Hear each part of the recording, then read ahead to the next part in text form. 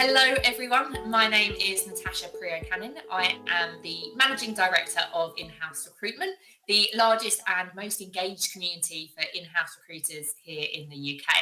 Today I am joined by Peter Bryne, a staffing business partner at Google. So very excited to be talking to Peter.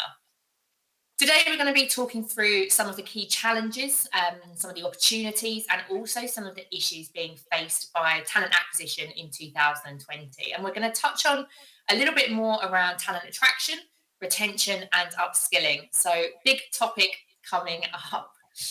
Peter, would you like to introduce yourself and a little bit about who you are and where you work? I'm one of the staffing business partners here at Google, based out of the European headquarters in Dublin. I've been with Google since October 2018.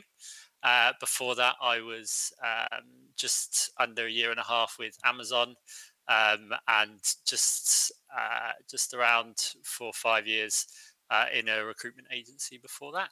So, Peter, we are now at a very unique time where we can have up to 5 generations in the workforce.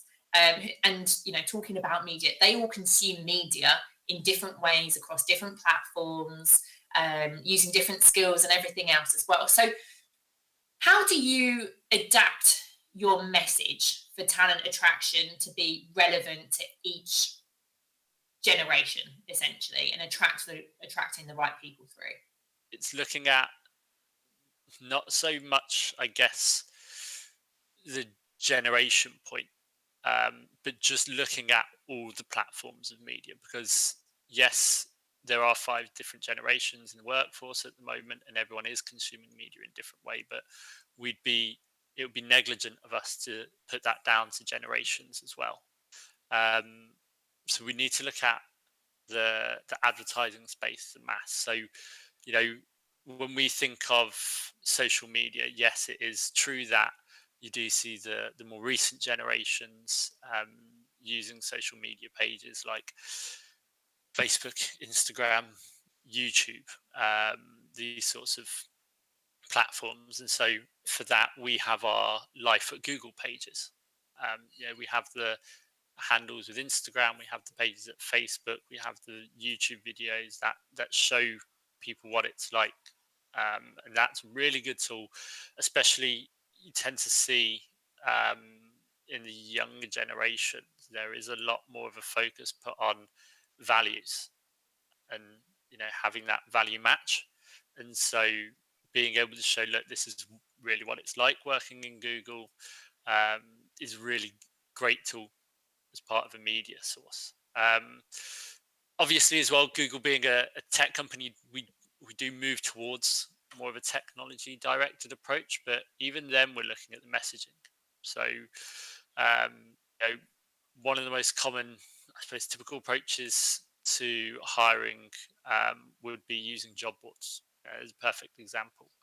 And I think still there are a lot of generations that use them. Some people prefer having that physical resume that they send out, whereas we've had it recently with some of the internship programs that we've done, where people have opted against the formal resume, if I can put it like that, and gone towards a video resume.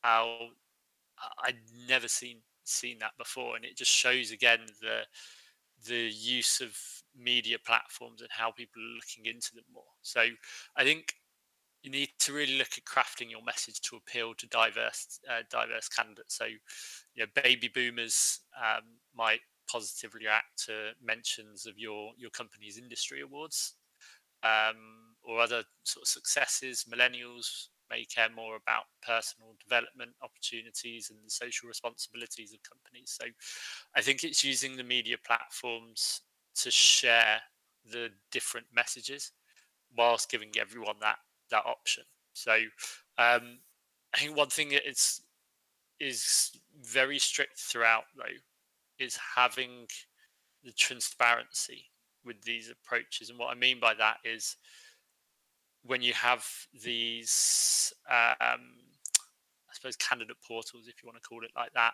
but having these company websites just being easy to track from the external point of view where your process is, I think goes a long way in terms of that media piece and bringing it through. So